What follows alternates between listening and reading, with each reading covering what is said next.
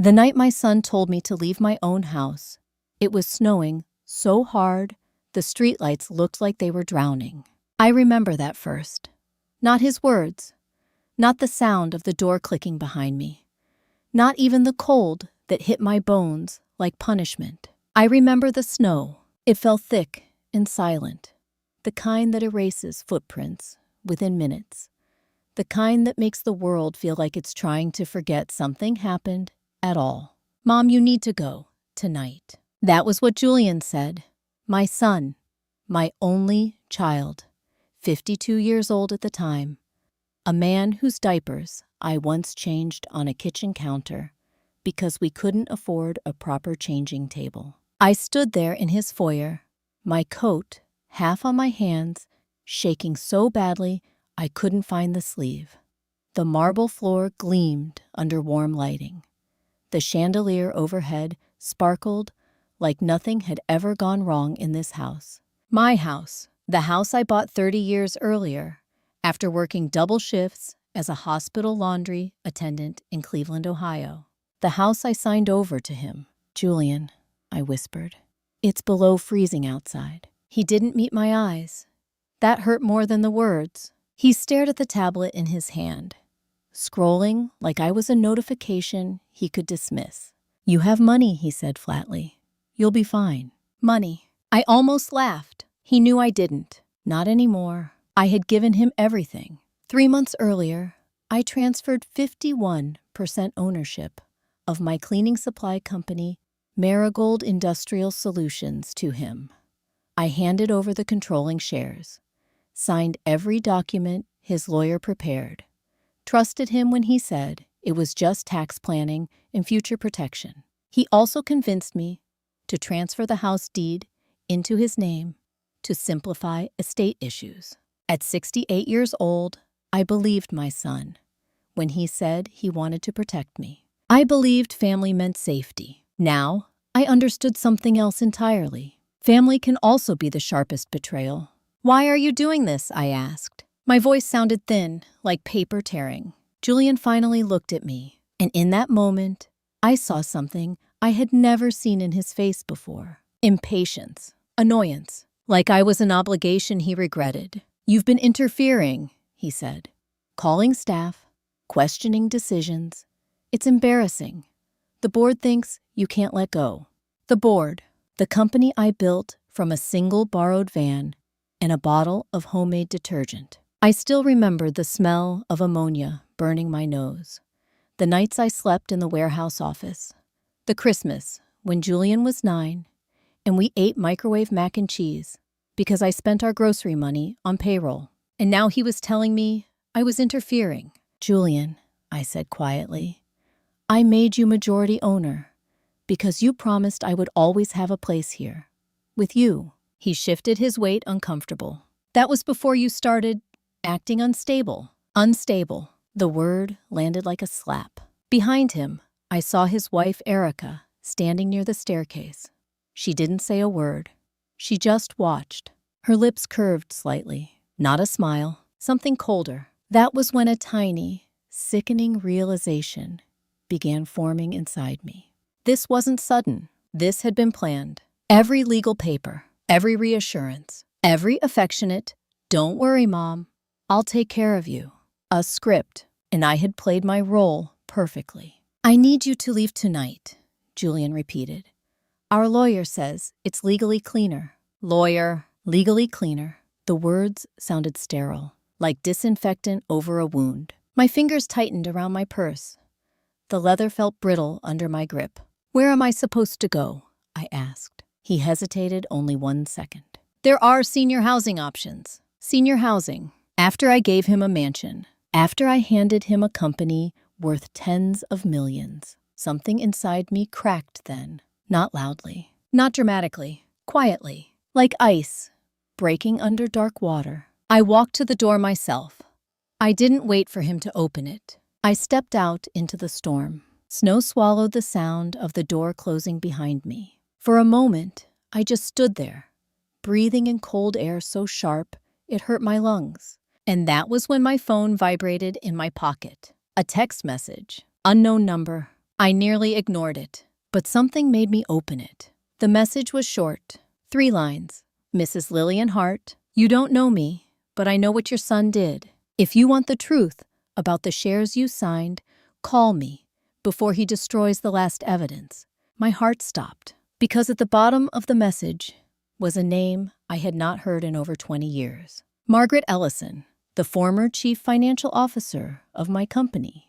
The woman who disappeared right after Julian joined the executive team. The woman who once warned me quietly, never sign anything your son brings without reading every word twice. Snow kept falling, and for the first time since being thrown out into the cold, I realized something that sent a slow, dangerous warmth through my chest.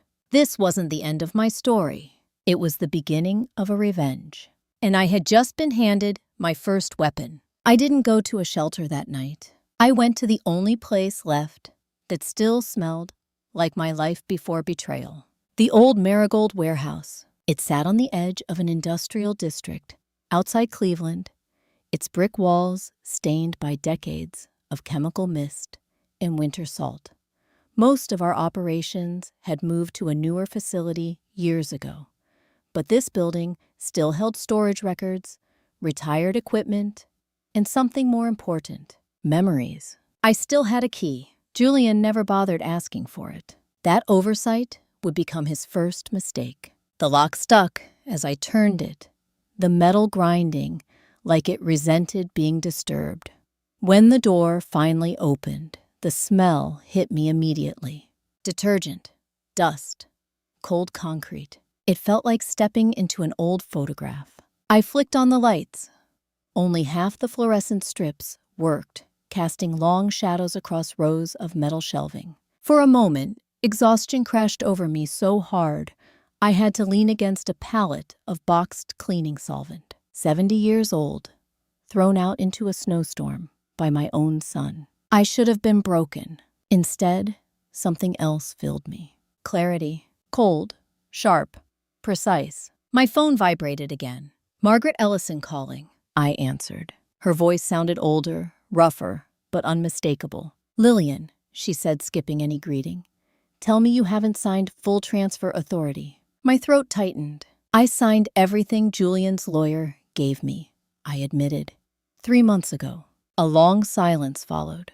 Then Margaret exhaled slowly. Then we have less time than I hoped. A chill ran down my spine. What did he do? I asked. Her next words landed like a hammer. He didn't just take majority shares. He used your signature to approve an emergency restructuring clause. It gives him legal authority to dissolve your voting rights completely within 6 months. I felt the concrete floor beneath me tilt. That's not possible, I whispered. I would have noticed. You trusted him, she said gently. He counted on that. My chest burned. Not with sadness, with rage. Why are you telling me this now? I asked. Because yesterday, she said I was contacted by a federal auditor. My breath caught. Marigold Industrial is under investigation. The words echoed through the empty warehouse like a gunshot. For what I asked, financial manipulation, false vendor contracts, shell companies siphoning funds. My mind struggled to process. That doesn't make sense, I said. Our books were always clean. They were, Margaret replied quietly, until Julian took operational control. A slow, terrible understanding spread through me. He hadn't just betrayed me. He had used me, my reputation, my signature, my lifetime of credibility, to build a shield for his crimes. Lillian Margaret set her voice tightening. If federal prosecutors conclude you knowingly approved those transfers, you could be held liable. Liable. Prison at 70. The warehouse lights hummed overhead. I felt something inside me shift again. The last piece of grief snapping off. Replacing it was something harder, more dangerous. How much time do I have? I asked. Before he finalizes asset liquidation, she said. About 3 months. 3 months to lose everything forever or take it back. I straightened, slowly. My reflection in a dusty metal cabinet looked unfamiliar. Older, yes, but there was something else in my eyes now. Focus. Julian thought he had erased me. He forgot something important. I built Marigold from nothing. I knew every supplier, every hidden clause, every old contract buried in storage. And this warehouse held 30 years of records he never bothered to digitize. Which meant one thing: evidence, proof, leverage. Margaret, I said quietly, if I can find documentation showing Julian falsified restructuring authorizations, can I stop him? Her answer came without hesitation. Yes. I closed my eyes for a moment. Snow rattled softly against the warehouse windows. Then I opened them again, steady, determined. Then I'm not done yet, I said. But Margaret's next words sent a new shock through me. There's something else, she said. Julian isn't working alone. My heart tightened. Who? I whispered. Her voice dropped to a grave, careful tone. Someone inside your family helped him manipulate the original transfer documents. A cold dread spread through me. Because there was only one other person who had access to my private files. Only one person who had been in my house daily during that period.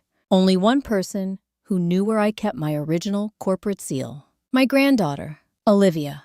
And in that moment, standing alone in the dim warehouse, I realized the betrayal ran far deeper than I ever imagined.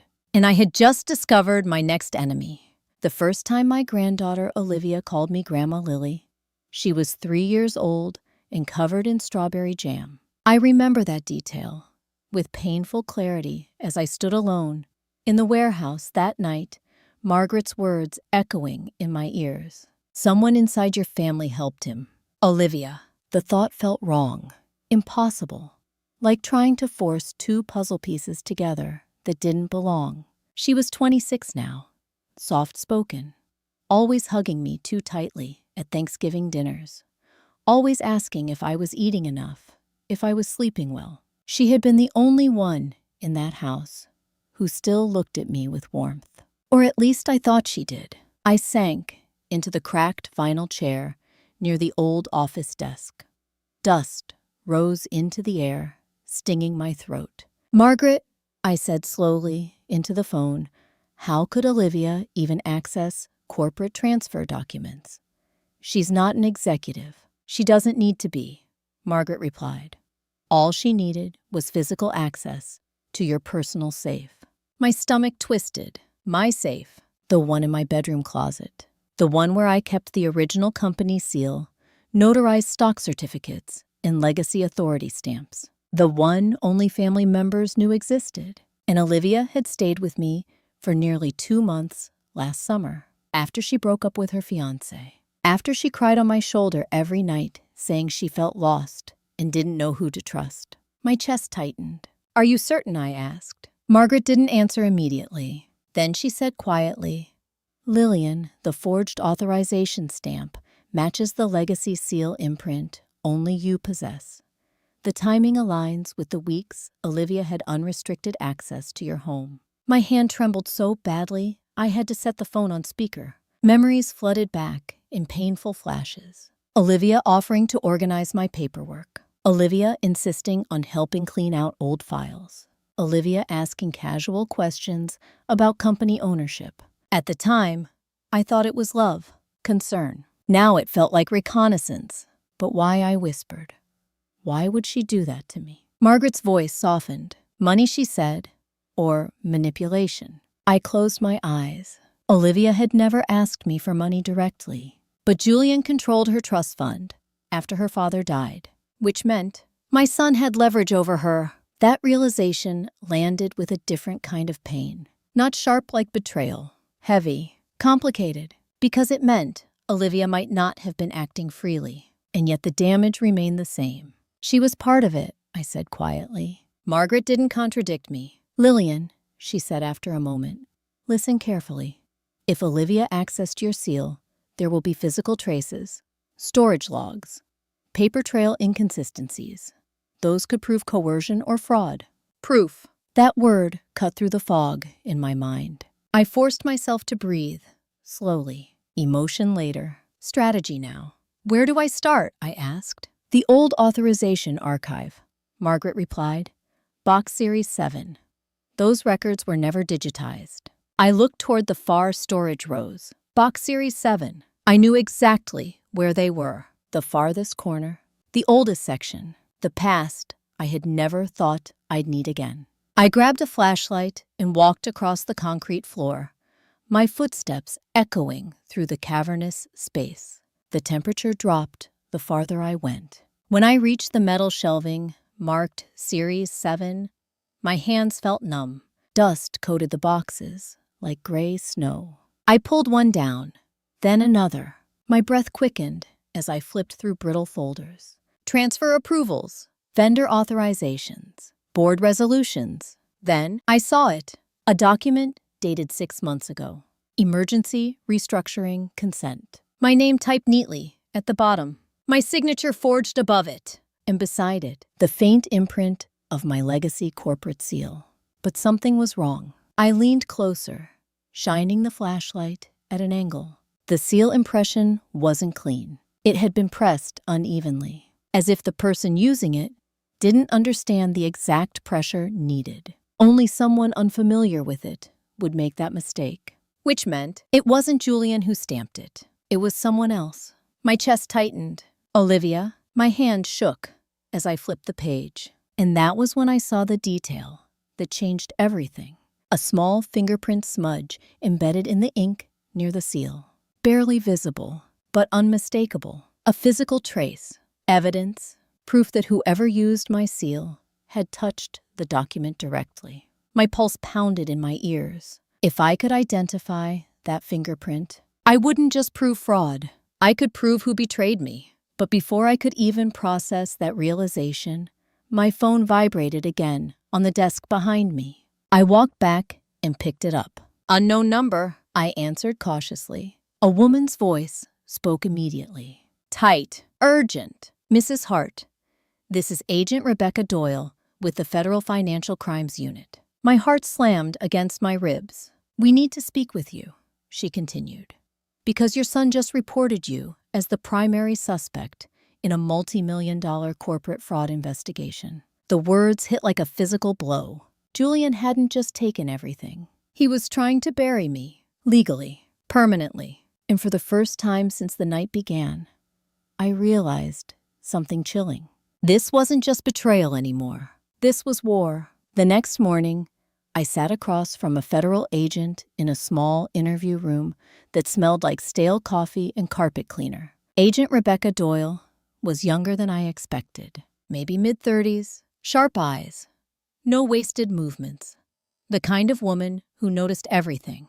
She studied me carefully as she flipped through a thick case file. Mrs. Hart, she said calmly, your son claims you authorized multiple emergency fund transfers over the past year. He also states you insisted on restructuring the company under his sole operational control. Her tone was neutral, but the implication wasn't. If they believed him, I wouldn't just lose Marigold. I could lose my freedom. I didn't authorize any fraudulent transfers, I said steadily. And I never surrendered operational oversight voluntarily. Agent Doyle watched my face closely. Then, you're saying your signature was forged? Yes. She tapped her pen lightly against the table. That's a serious allegation. Do you have proof? I reached into my bag slowly and placed the document from Series 7 on the table. Her eyes sharpened immediately. Where did you get this? From my company archives, I replied.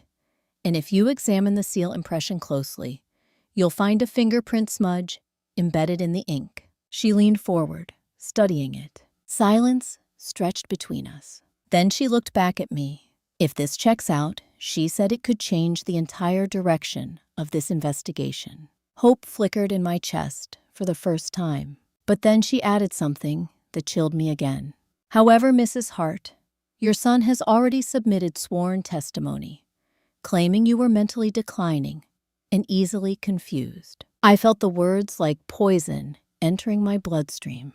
Of course he had. He wasn't just erasing me legally. He was dismantling my credibility, painting me as unstable, unreliable, disposable. He's lying, I said quietly. Agent Doyle didn't react. Instead, she asked a question that made my stomach twist. Did you recently sign any medical power of attorney documents granting him authority over your financial decisions? I froze. 3 months ago, the same day I signed the share transfers. Julian had said it was routine paperwork in case of emergencies. My chest tightened. Yes, I whispered. Agent Doyle exhaled slowly. That complicates things.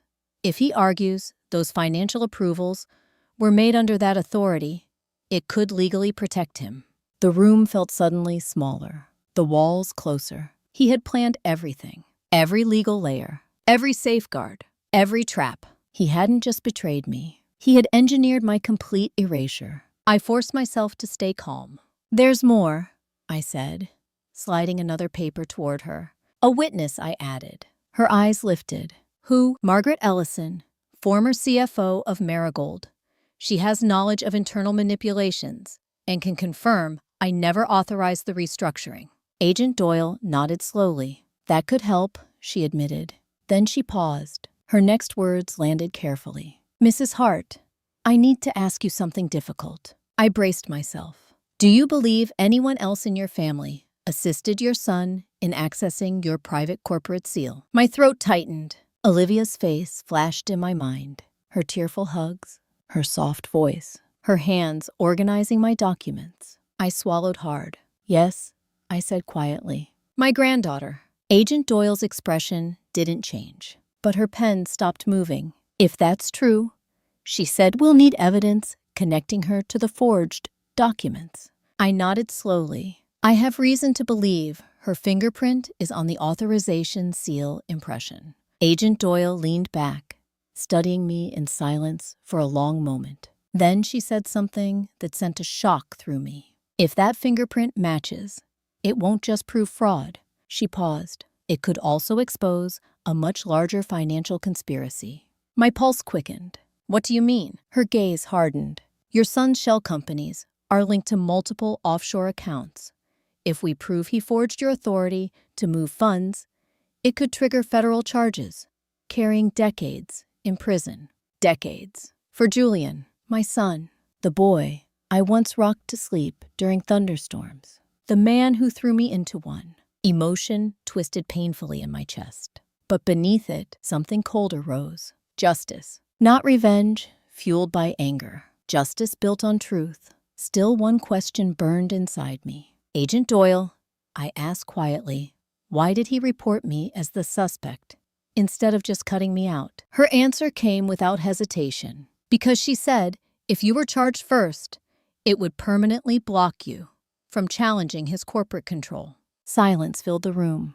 The final piece clicked into place. This wasn't just betrayal. It was annihilation. He hadn't just wanted my company. He wanted to erase me completely. But as I sat there staring at the evidence between us, a slow realization settled into my bones. He had made one fatal mistake. He underestimated me. He thought I was too old, too trusting, too broken to fight back. And that miscalculation would become the beginning of his downfall. Because now, I wasn't just fighting for my company. I was fighting for my name, my freedom, and the truth. But as I prepared to leave the interview room, Agent Doyle spoke again. Mrs. Hart, she said, her voice serious, there's something you need to know. I turned back. Her eyes held mine steadily. Your granddaughter, Olivia, requested legal immunity yesterday.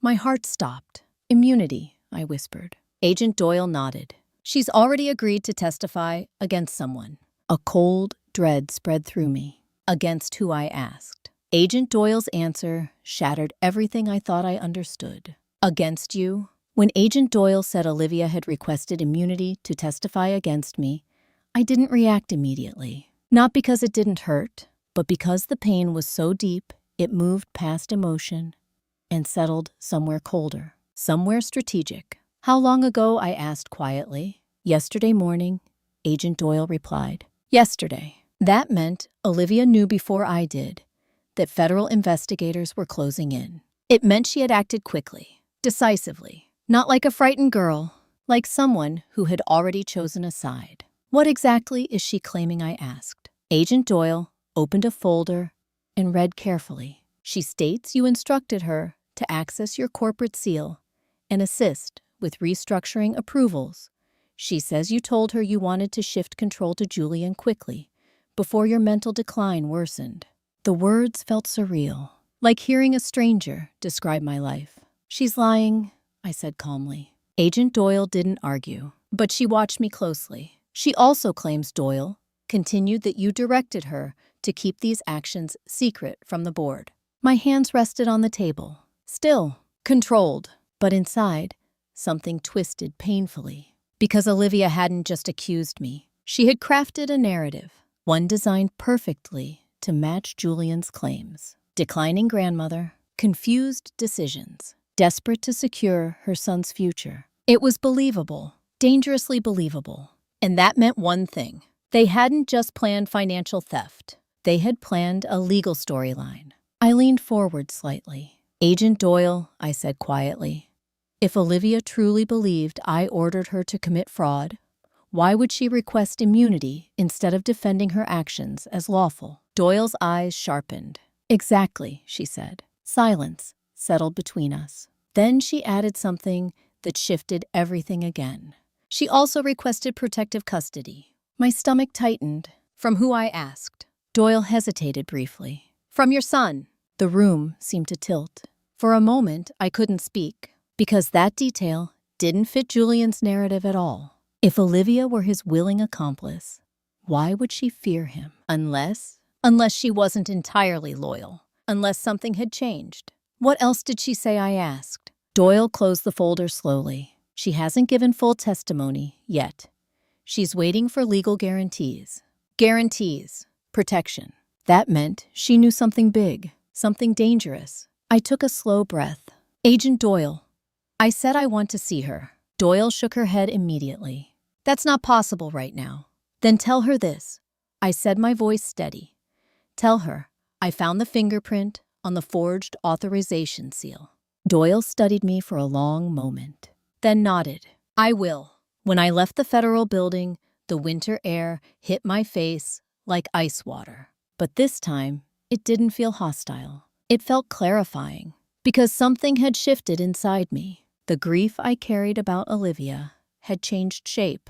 It wasn't just betrayal anymore. It was uncertainty. Because if she truly believed Julian would protect her, she wouldn't have asked for immunity. She wouldn't have asked for protection, which meant there was a fracture between them, a crack I could use. I drove back to the old warehouse. The moment I stepped inside, the smell of detergent grounded me again. This place had witnessed my beginnings. It would now witness my comeback. I returned to Series 7 archives. This time, I searched deeper, not just for forged approvals, but for patterns, connections. And that was when I noticed something strange. Several authorization forms over the past year shared a subtle inconsistency. Not in the signature, not in the seal, but in the paper stock. The texture was slightly different, thinner, a newer manufacturer. I flipped through more records. The same paper appeared repeatedly on documents linked to emergency transfers, which meant those forms weren't taken from my original supply. They were printed later, possibly outside official company channels. My pulse quickened, because that meant there had to be a printing source, a vendor, a paper trail. And if I could find it, I could prove premeditated fraud. Not just forgery, but organized conspiracy. I kept searching. Hours passed unnoticed, until finally buried inside an old procurement log, I found it. A small entry from 8 months earlier. A custom paper order placed under an internal department code I didn't recognize. Approved by, my breath caught. The authorization signature wasn't Julian's. It wasn't Olivia's. It belonged to someone I had trusted for nearly 20 years. My company's senior legal advisor, Daniel Price, the man who drafted every major contract I ever signed. The man who prepared the very documents Julian had asked me to trust. A cold realization settled into my bones. This betrayal wasn't just family. It was corporate, strategic, systemic, and I had just discovered a new enemy. But before I could process that, my phone rang. Agent Doyle again. Her voice was urgent. Mrs. Hart, you need to come in immediately. My heart tightened. What happened? There was a brief pause. Then she said words that made my blood run cold. Your granddaughter Olivia just attempted to withdraw her immunity request. I froze. Why? I whispered. Doyle's voice dropped. Because she claims someone threatened her life. I arrived at the federal building in less than 20 minutes. I didn't remember the drive, only the pounding of my heart and the steady realization that the situation was spiraling into something far darker than corporate betrayal. Agent Doyle met me in a secured hallway. Her expression was sharper than before. Olivia is terrified, she said immediately. And she's refusing to speak unless you're present. My chest tightened. She wants to see me, I asked. Doyle nodded. Yes, specifically you. That detail struck me hard. Because if Olivia truly believed I had betrayed her, she wouldn't ask for me.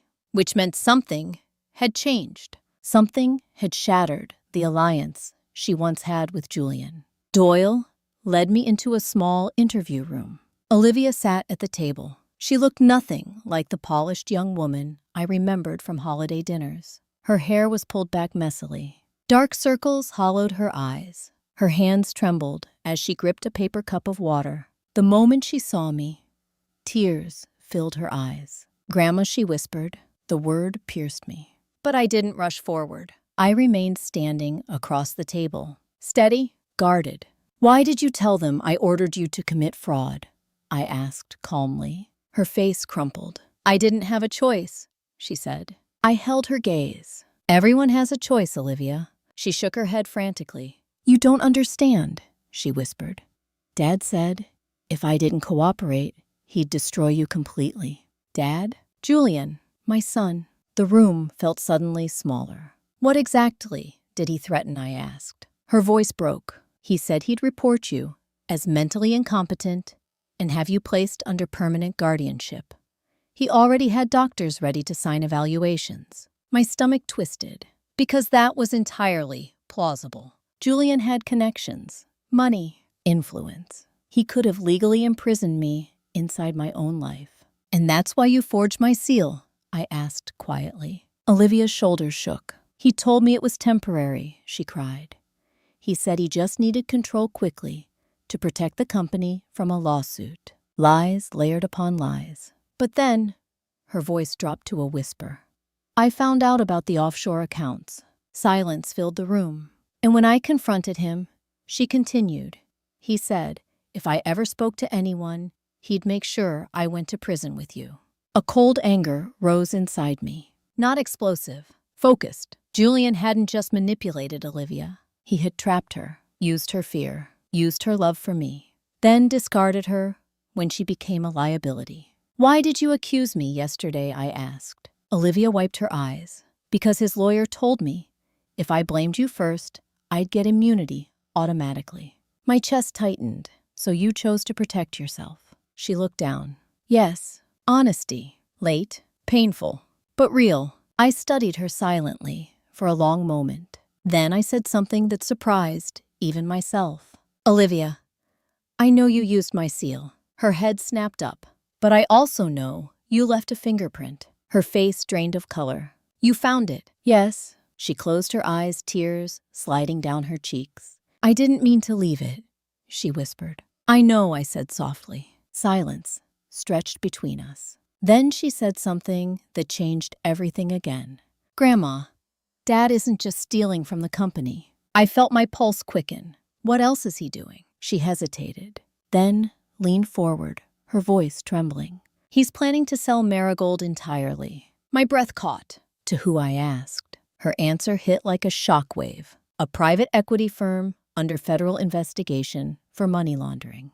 The room seemed to spin. If that deal went through, everything I built would be absorbed, dismantled, erased. Employees would lose jobs. My legacy would become a shell for criminal operations. How soon? I asked. Within 6 weeks, she whispered. 6 weeks? Not 3 months. I had far less time than Margaret estimated. Agent Doyle stepped forward. Olivia, she said, if you testify truthfully, we can stop this transaction. Olivia looked at me. Fear, guilt, hope, all tangled in her expression. I want to help, she said softly. But he's watching me. He has people tracking my phone. A chill ran down my spine. Because that meant Julian wasn't just a corporate criminal. He was operating with surveillance, control, paranoia. I reached across the table slowly, placed my hand over hers. Her skin was ice cold. "Listen to me," I said quietly. "You made a terrible mistake, but you can still do the right thing." She looked at me with trembling eyes. "And I promise you something," I continued. "I will not let him destroy either of us." For the first time since this nightmare began, Olivia squeezed my hand. And in that moment, I realized something crucial. This wasn't just about revenge anymore. It was about survival. Because my son wasn't just trying to take my company. He was trying to bury everyone who could expose him. And now for the first time, I wasn't fighting alone. But as we prepared to leave the room, Agent Doyle received a message on her phone. Her expression darkened instantly. "What is it?" I asked. She looked up slowly. "Julian just filed an emergency court motion." My stomach tightened. "For what?" Her next words landed like a final warning. "He's requesting immediate legal guardianship over you." When Agent Doyle told me Julian had filed an emergency guardianship motion, I didn't feel shock. Not anymore. Shock had been replaced by something else over the past 24 hours. Awareness. Because this was exactly what Olivia had warned me about. The final trap. If Julian succeeded in getting legal guardianship over me, everything would end instantly. I would lose the right to make financial decisions, the right to testify independently, even the right to challenge his corporate authority. He wouldn't need to silence me with threats anymore. The court would do it for him. How soon, I asked. Doyle checked her phone. "Hearing scheduled for tomorrow morning." Tomorrow. My pulse tightened. He was moving fast, desperate. That meant he knew something had shifted. He knew I wasn't isolated anymore. "On what grounds?" I asked. "Alleged cognitive decline," Doyle replied. "He submitted medical affidavits claiming you're unable to manage your affairs." I felt a cold anger settle into my chest. Doctors, bought opinions, manufactured evidence. He had prepared this long before he threw me out. And if he succeeded, I wouldn't just lose my company. I would lose my voice. Olivia's hand tightened around mine. "Grandma, I'm so sorry," she whispered. I looked at her, truly looked. For the first time since this began, I saw not a conspirator, but a terrified young woman trapped inside a web she hadn't understood until too late. "You will fix this," I said calmly. Her eyes filled with tears. "Yes," she whispered. Agent Doyle stepped forward. "There's one advantage," she said. "Guardianship hearings require live judicial evaluation. The judge will question you directly." I nodded slowly. That meant Julian couldn't control the entire narrative. "Not completely." "What judge?" I asked. "Judge Harold McKinney," Doyle replied. The name struck me instantly. McKinney had presided over corporate fraud cases for decades. A reputation for being strict, unimpressed by theatrics, focused on facts. That gave me a small measure of hope. But then, Doyle added something that tightened my stomach again. Julian hired Daniel Price as his legal representative. Daniel Price, my former legal advisor. The man whose authorization signature I had just found approving suspicious paper procurement. Which meant one thing. This wasn't just a lawyer defending a client. He was protecting himself. And that made him dangerous. "Mrs. Hart," Doyle said carefully, "if Price is involved, he'll try to discredit you aggressively. You need to be prepared." I straightened slowly. "I am." But inside, a deeper realization formed. Tomorrow's hearing wasn't just about guardianship. It would be the first public battlefield. The first confrontation. The moment Julian would try to erase me legally in front of a judge. And I needed more than emotion. I needed proof. I left the federal building with Olivia under protective escort. Instead of returning to the warehouse immediately, I stopped at a small diner across the street. It smelled of coffee and frying oil. Ordinary, grounding. I sat in a booth by the window, staring at the steam rising from my untouched mug. For a moment, exhaustion pressed down on me. 70 years old, facing a legal war against my own child. Most women my age were planning retirement trips. Not courtroom battles. But then a memory surfaced. 35 years ago, standing in a freezing garage, mixing detergent formulas by hand, a supplier had laughed at me, said I was too old to start a business, too naive, too weak. I proved him wrong. I could do it again. My phone buzzed. "Margaret, I heard about the guardianship filing," she said immediately. "Price is playing his strongest card." I expected that I replied. "Then you also need to know this," she continued. "If Price testifies as your former legal advisor, his statement carries enormous weight." I felt my jaw tighten. "He'll claim I willingly approved all restructuring." "Yes," she said quietly. Silence stretched between us. Then I spoke. "Margaret, I found procurement records signed by Price authorizing custom paper stock used in forged transfer forms." She inhaled sharply. "That's direct evidence of conspiracy." "It's not enough yet," I said. "I need something undeniable." Margaret hesitated. Then she said slowly, "There may be one thing." My pulse quickened. "What?" 8 months ago, she said Price insisted on installing a document security upgrade system in executive offices. I frowned. "I remember. Digital archiving equipment." "Yes," she replied. "But it also included continuous video recording during document handling sessions." My heart skipped. "You're saying there could be footage of the forged seal being used?" "If the system wasn't disabled," she said yes. A surge of energy ran through me. "Proof? Visual? Unarguable." "Where is the archive stored?" I asked. Margaret's answer came quickly. "In the executive data vault at Marigold headquarters, the same building Julian now controlled, which meant accessing it would be nearly impossible. Unless—" I turned slowly toward Olivia, sitting across from me. She was watching me with uncertain hope. "Olivia," I said quietly, "do you still have your executive access card?" Her eyes widened. "Yes," she whispered. A plan began forming in my mind.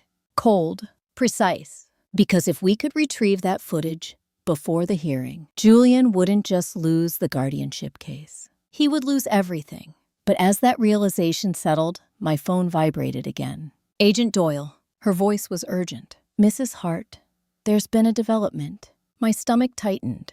"What happened?" She didn't soften her words. "Julian just filed an additional motion for what I asked." Her answer sent a chill through my entire body. "He's requesting a court order to seize and destroy all physical company archives stored at the old warehouse." For a moment after Agent Doyle spoke, I couldn't breathe. "Seize and destroy the archives." The words echoed inside my mind like an alarm bell. Julian knew. He knew I had gone back to the warehouse.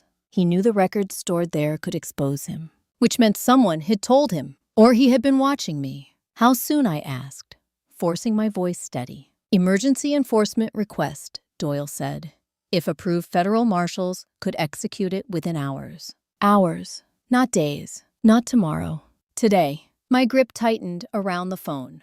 Because those archives didn't just hold old documents. They held the forged authorization forms, the procurement logs, the fingerprint evidence, everything I needed to defend myself. Everything he needed destroyed. "Can he legally do that?" I asked. "Not without court approval," Doyle replied. "But his motion argues the warehouse contains compromised records relevant to an active fraud investigation." A twisted truth.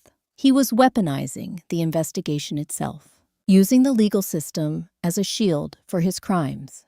My mind raced. If the marshals seized those archives first, the evidence could disappear inside procedural delays. Or worse, be quietly altered. "I need time," I said. "You don't have much," Doyle warned. Then she added something that made my heart pound harder. "And Mrs. Hart, there's another issue." What I asked. "Julian filed a restraining request preventing you from entering any Marigold facilities." The last piece clicked into place. He wasn't just trying to destroy evidence. He was cutting off every path I could use to fight back. The warehouse, the headquarters, even my legal standing. Systematic, calculated. But as fear rose in my chest, something else rose with it. Defiance. Because Julian had forgotten something fundamental. I built Marigold from nothing. I knew its weaknesses, its blind spots, its old systems no one else remembered. And he had just made a mistake. By moving too fast. Agent Doyle, I said quietly. How long before the seizure order is signed? Judge review, scheduled in 3 hours, she replied.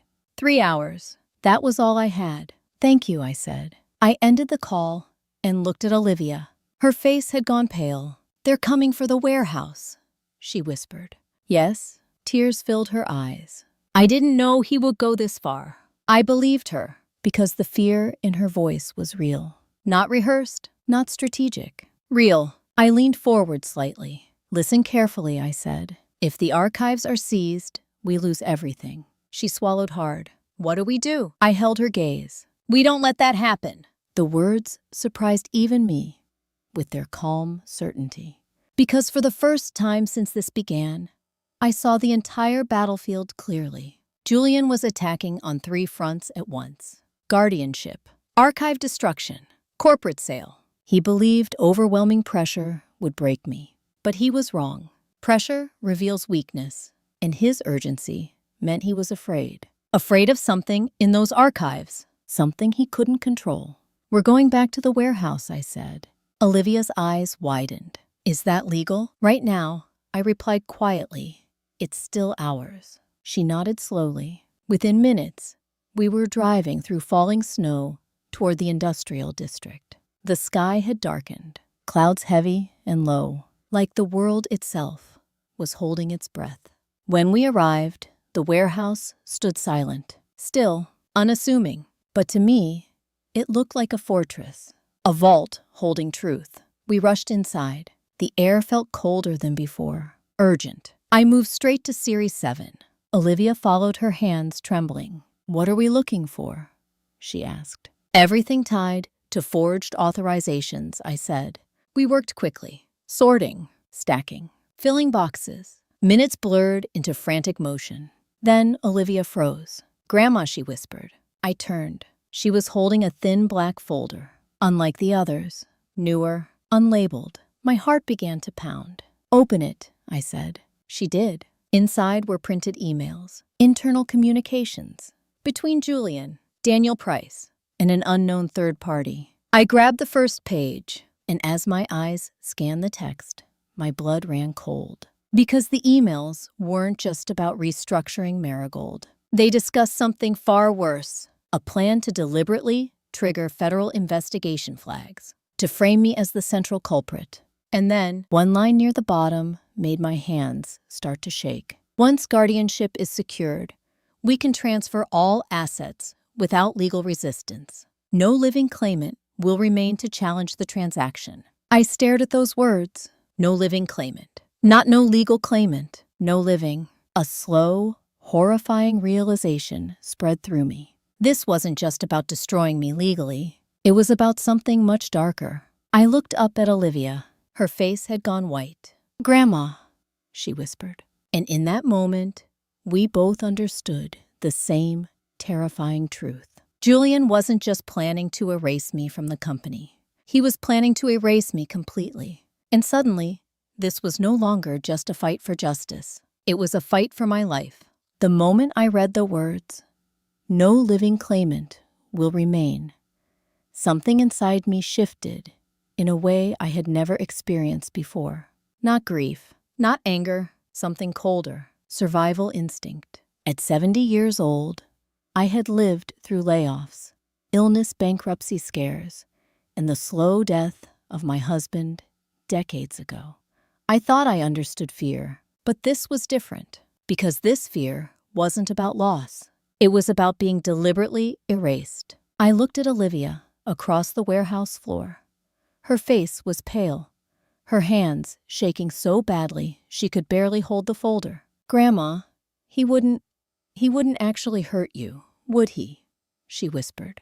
I didn't answer immediately, because the truth had already settled inside me. Julian had crossed every moral boundary that once defined him. He had lied, manipulated, forged, framed, And now he was planning something that required me not to exist at all. Whether that meant institutionalizing me permanently or something worse, the intent was the same. Remove me completely. He's desperate, I said quietly.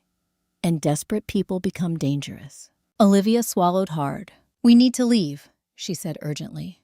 What if he's already sent someone? Her words sent a chill through me. Because she was right. Julian wasn't the kind of man who waited patiently when he felt control slipping.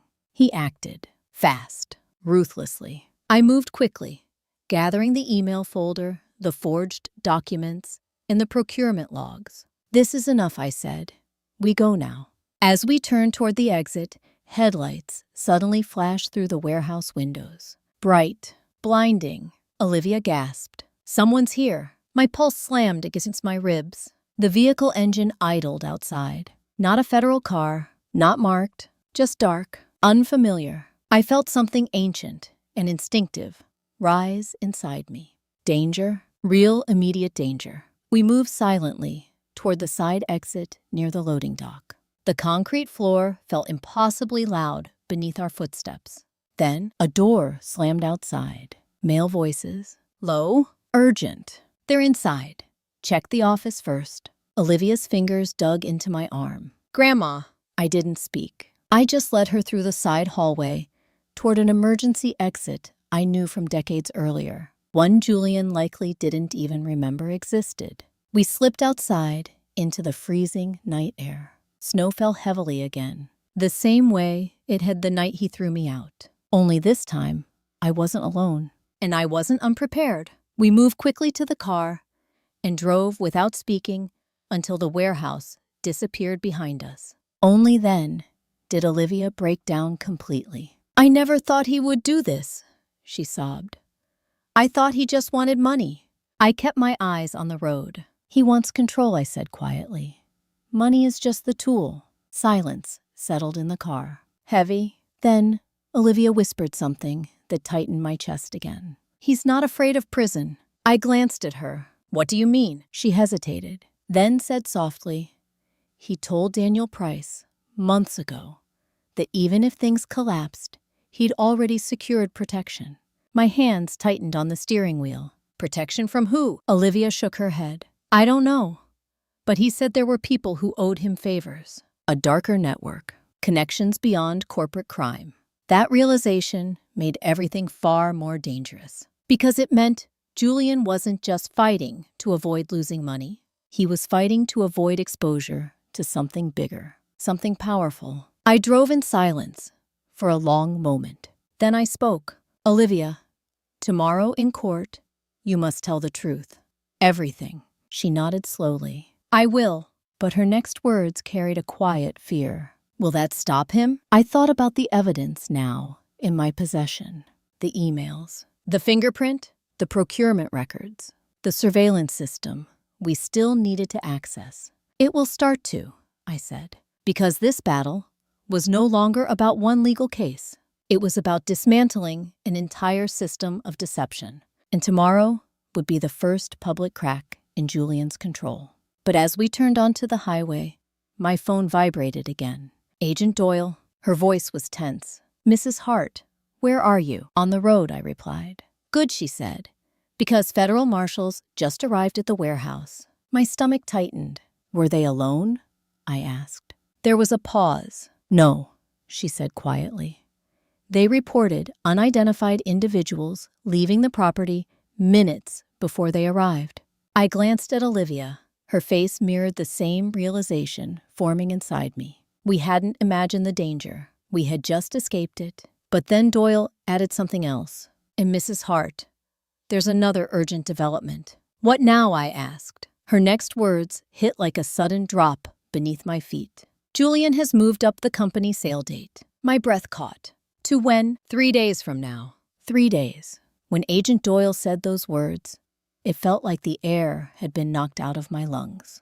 3 days to stop the sale of the company I had built over 40 years. 3 days to dismantle Julian's legal strategy. 3 days to protect myself from guardianship. And possibly from something even darker. The timeline had collapsed. Every plan I thought I had was suddenly too slow. Why the sudden change, I asked. Doyle's voice was tight. Our financial unit believes he's trying to close the deal before federal prosecutors can freeze the transaction. Desperation again. Every move Julian made now carried urgency, which meant he felt pressure from somewhere. Perhaps from the same people Olivia had mentioned, the ones who owed him favors, or the ones who expected results. Where is the sale happening? I asked. Private signing meeting, Doyle replied. At the Lakeview Grand Hotel downtown. The Lakeview Grand. I knew that place. Marble floors, crystal chandeliers, the site of many corporate celebrations in my earlier years. I once hosted Marigold's 25th anniversary dinner there. Now it would be the stage for its attempted burial. When I asked, 3 days, Doyle repeated. But negotiations finalized tomorrow night. Tomorrow night. The same day as the guardianship hearing. Julian had aligned everything deliberately. Win guardianship in the morning. Finalize sale that night. By the time I could legally respond, it would all be over. Mrs. Hart, Doyle said carefully, we can intervene if we obtain clear evidence of criminal conspiracy before the transaction is signed. I thought of the black folder now resting in my bag, the emails, the fingerprint, but one piece still mattered more than anything. The surveillance footage from the executive data vault. Proof that couldn't be argued away. We're going to get it, I said quietly. Doyle hesitated. Mrs. Hart, accessing company systems right now, could be considered unauthorized. I understood her meaning. Legal risks, procedural boundaries. But this was no longer a normal situation. Agent Doyle, I said calmly, if that footage exists, it will prove not only forgery, but coordinated fraud. Waiting for formal warrants could take days. And we didn't have days. She exhaled slowly. I can't officially authorize you, she said. I understand, I replied. But her next words carried quiet support. However, if evidence is presented to us voluntarily, we are obligated to examine it. I smiled faintly, a careful way of saying she would not stop me. I ended the call and glanced at Olivia. Can you still access the executive building? I asked. She nodded. My card still works. Dad hasn't deactivated it yet. Good, because he likely believed she remained loyal. That assumption would become his next mistake. We drove in silence for a while. Then Olivia spoke hesitantly. Grandma, are you scared? I considered the question. The honest answer surprised even me. Yes, I said softly, but not in the way I expected. She looked at me. How? I'm not afraid of losing the company anymore, I said. Then what she asked. I kept my eyes on the road. I'm afraid of what Julian has become, because the boy I raised no longer existed. In his place stood a man capable of destroying his own mother, and possibly worse. But beneath that fear, something else burned stronger. Resolve. Because I wasn't fighting just for myself now. I was fighting for truth, for justice, for every employee who trusted Marigold, for Olivia, who had been manipulated, and perhaps in some distant way, for the memory of the son I once loved. We reached a red light. Snow drifted slowly past the windshield. Then Olivia said something that made my pulse tighten again. Grandma, there's one more thing I never told you. I turned slightly. What? Her voice trembled. The night Dad first asked me to use your corporate seal, Daniel Price wasn't the only one in the room. A cold dread spread through me. Who else was there? I asked. Olivia swallowed hard, then whispered a name that sent a shock through my entire body. Judge McKinney's son. When Olivia whispered that Judge McKinney's son had been in the room the night Julian first pressured her to use my corporate seal, the world seemed to narrow into a single sharp point of clarity. For a few seconds, I didn't speak. I just stared at the road ahead, snow streaking across the windshield like static. Because that detail changed everything. Not emotionally, strategically. If true, it meant Julian's plan wasn't just about corporate fraud, guardianship, or family betrayal. It meant he believed he had influence over the very court that would decide my fate.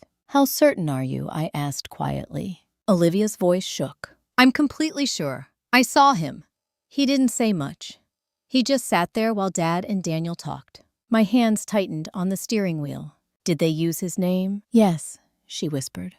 They called him Eric. I knew immediately who that was. Eric McKinney, the judge's only son, a private equity consultant, a man who had recently been linked in business circles to aggressive corporate acquisitions. My pulse slowed, not from fear, from understanding.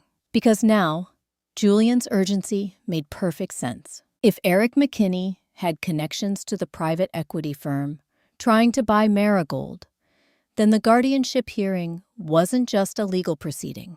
It was part of a coordinated timeline. Control me legally, finalize the sale, erase all opposition. And the judge himself, he might not even know his son was involved. That realization carried both danger and opportunity. Olivia, I said, carefully, did you ever see Eric handle any documents? Sign anything? She hesitated, then nodded slowly. Yes, the night I used your seal. He handed Daniel a folder and said, once the guardianship is locked, this closes clean. My heart beat harder. That wasn't casual involvement. That was direct participation, which meant if I could expose that connection in court, the entire guardianship case could collapse instantly. Because even the appearance of judicial conflict would force immediate review. I pulled the car into a quiet parking lot and turned to Olivia. This is critical, I said. You must be ready to testify about this tomorrow. Her eyes widened with fear. But what if Dad retaliates? I reached across and held her trembling hands. He already is, I said gently. The only safety left now is truth. She nodded slowly. Tears slid down her cheeks, but her voice steadied. I'll tell everything. In that moment, I saw something shift inside her. Not just fear, courage, the kind that comes only after betrayal strips away illusions. We drove to a secure location arranged by Agent Doyle, a small federal safe house. Plain, unremarkable, but safe. That night, I didn't sleep. Not because of fear, but because my mind moved constantly through every detail. The fingerprint, the forged seal, the procurement logs, the email conspiracy, the surveillance footage we would retrieve at dawn.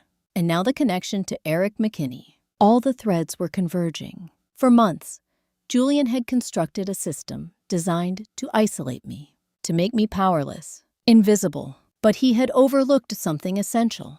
He assumed I would react like a victim, emotionally, defensively. Instead, I was thinking like the businesswoman who built a company from nothing, strategically. By morning, the plan was clear. At sunrise, Olivia and I would access Marigold's executive vault, retrieve the surveillance footage, then walk into the courtroom with evidence that would not only defeat guardianship, but expose the entire conspiracy. And when dawn finally arrived, I felt something I hadn't felt since the night this nightmare began. Calm, because I knew something Julian didn't. His plan was about to collapse, not slowly, but all at once, like a structure built on rotten foundations. The morning of the guardianship hearing, the courthouse felt colder than the winter air outside.